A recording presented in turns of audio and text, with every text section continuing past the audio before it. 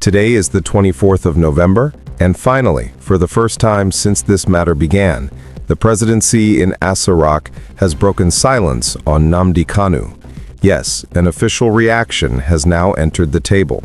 And in this update, I will show you exactly what led to this sudden response, why it happened today, and how this whole case is now moving into a political zone, just as many people predicted. Everything started about 14 hours ago, when two key people very close to Kanu, Prince Emmanuel Kanu and Dr. Max Opara, embarked on a stressful journey from Abuja to Sokoto medium security prison. Their mission was simple: see Kanu physically, check his health, hear from him directly, and confirm what is really going on. But reaching Sokoto was almost impossible. Right now, you cannot easily fly from Abuja to Sokoto. Air Peace has no flight. United Nigeria has no flight until December. Only 4 airlines even operate that route, and only one, Aero Nigeria, flies daily. That means if Kanu's lawyers or family want to see him urgently, they usually cannot. They must wait or travel by road through an area battling insecurity. That alone shows something unusual is going on. Emmanuel Kanu and Max Opara eventually paid over 500,000 naira to get a seat on Aero contractors.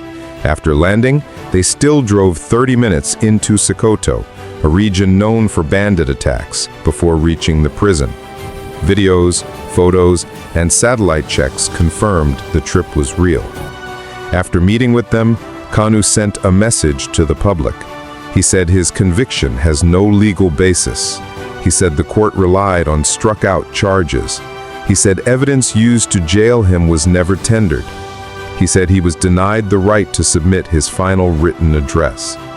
The moment this message dropped, Daily Post carried it instantly. International bodies picked interest immediately, and that sudden worldwide attention is what forced the presidency to start talking.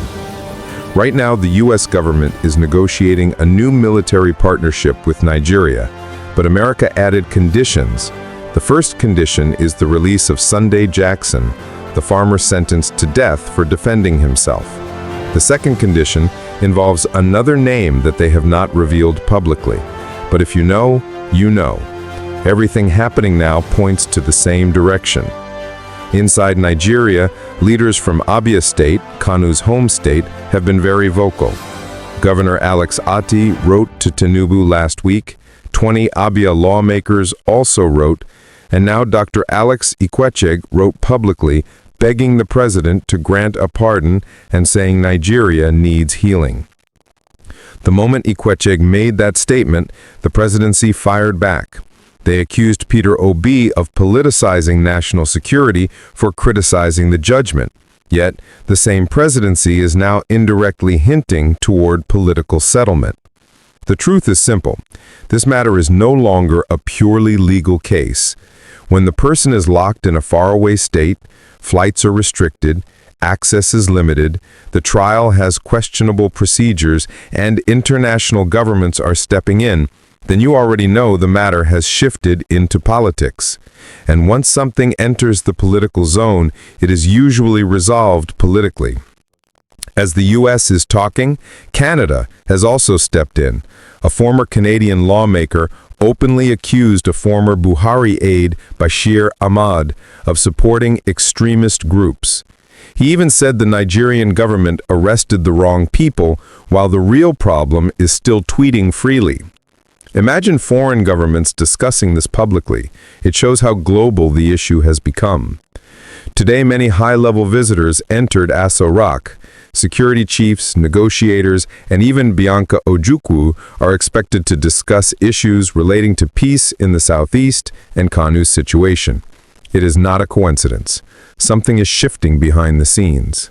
Despite everything, Kanu told his visitors that he is healthy, his spirit is strong, he maintains his innocence, and he insists that Justice James' verdict is full of errors. He is still calling for a proper, fair hearing. A related development is that the federal court mentioned Simon's name during Kanu's sentencing. Gentle Commander's trial has already begun, and his group even accused Simon of funding them. Simon's lawyers in Finland are now pushing back strongly to protect his appeal. So the two cases are slowly intersecting. With U.S. pressure, Canada pressure, Southeast political pressure, human rights concerns, travel restrictions, denied legal processes, and now the presidency responding, it is clear that this matter is heading toward a political settlement, not endless trial. And that is how high-profile cases like this usually end. Once a new update comes from Asarok or from the U.S.-Nigeria negotiations, more information will follow.